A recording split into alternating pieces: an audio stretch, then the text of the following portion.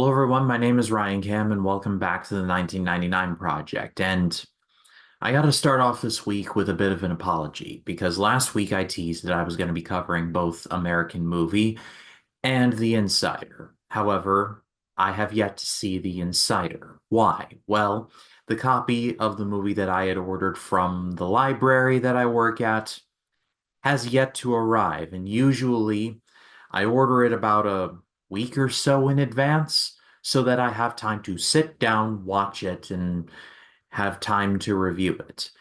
It's still not arrived yet, and so I have not seen the movie yet, and I will not review a movie that I haven't seen. It makes no sense for me to do so.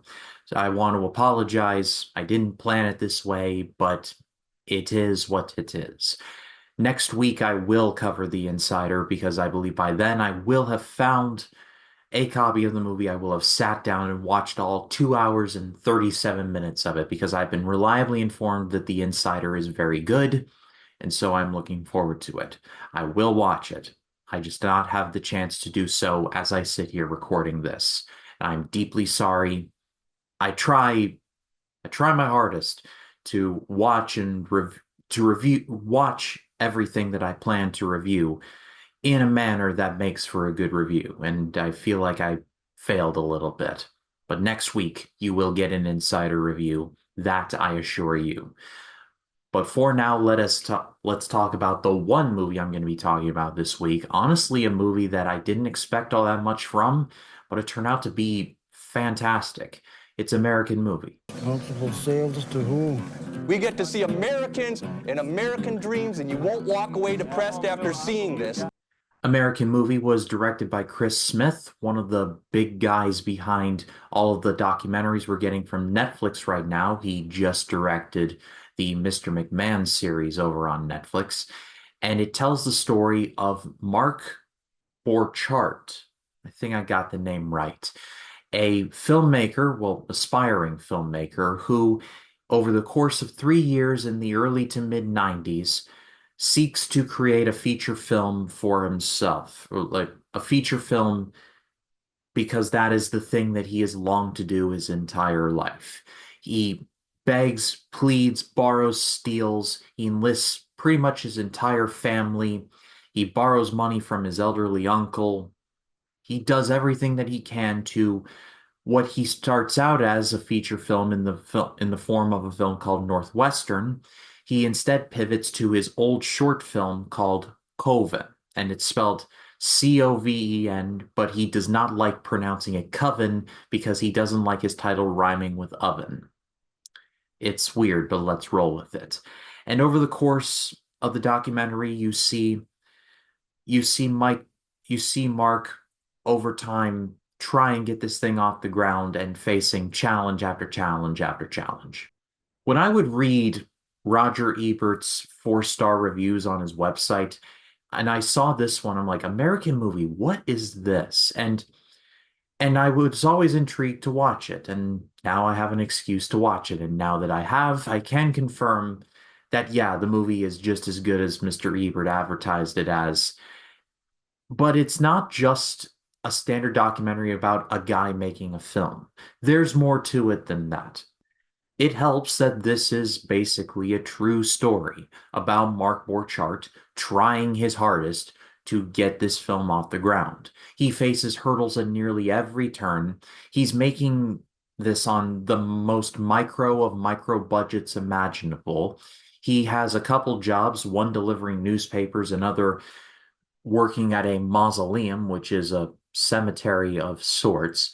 And he has a lot of will and a lot of drive to succeed, but not much else. And the movie walks a very tight rope and walks a fine line of not making this guy out to be like a Christopher Guest character or like a character from one of Christopher Guest's many mockumentaries.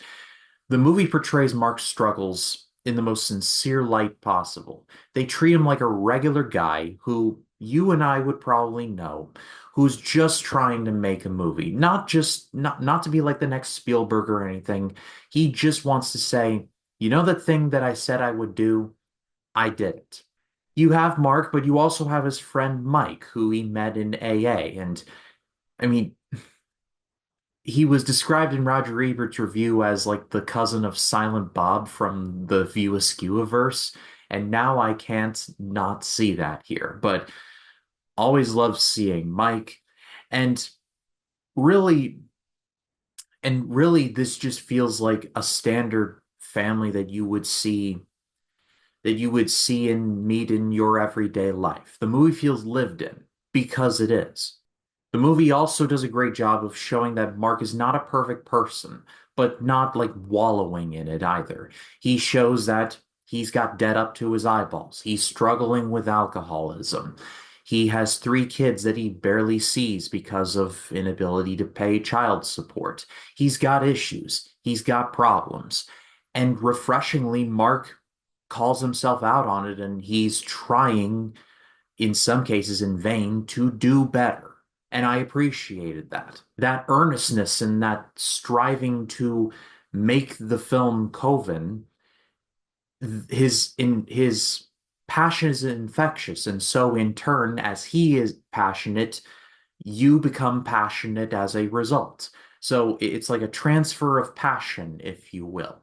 Some of my favorite scenes in the whole documentary were when he's trying his hardest to get the result he wants for a certain shot or a certain action set piece. Like there's this one where he's battling this one guy in this kitchen and he has to force the guy's head through a kitchen drawer, like one of those drawers that you open and shut. And it shows how they have to saw it down to make sure that the drawer breaks easily, like when the dude's head goes through the door. Like showing the process of that is just it's just fantastic. And when I brought up earlier about Christopher Guest and his various mockumentaries, the movie could have so easily been a parody almost because, like I said, Mark has so many problems. And one of the trends of a Christopher Guest film is that you see these deeply flawed people focusing on this one thing because they literally have nothing else going for them in their lives. Kind of similar to Mark Borchardt in this movie. However, all of his flaws are seen as weirdly a bit of an asset, or at least an asset in terms of the context of the machine that creates empathy that we all know as movies, or well, what Roger Ebert once described. Legit, one of my favorite scenes of the whole movie, another one of my favorite scenes in the movie, is at the bitter end, in which Coven is finally made. It's about to get shown in a private screening, which sells out. However, Mark realizes that there's a flaw in the actual film reel, and so he and his crew have to go back into the editing suite, and with no computers or anything of any kind, they have to literally go through each frame and cut out the flaws and then stitch it back together so that it flows easily. It's legit the most nail-biting part of the movie, and it's presented totally straight. And when you see portions of the final thing shown, it's like a miracle of sorts. Giving this an amazing grade. I did not expect to love this movie as much as I did, but I did, and it comes down to the fact the fact that it's played totally straight, this story, and how it's not played for laughs. And there's funny moments in the movie, sure, but they come from everyday situations like you or I would probably experience. If you haven't seen this movie, definitely check it out. It's on Tubi right now. It's free with ads, but the ads don't last too terribly long, in my opinion. Do yourself a favor and watch it. Like, we all have met a Mark Borchardt in our life. But I pass it off to all of you. What did you think of American Movie? Let me know in the comments. I would love to read what you have to say. And I promise I will watch The Insider and have a review of that for you very soon. My name is Ryan Cam, and I'll see you in the next one.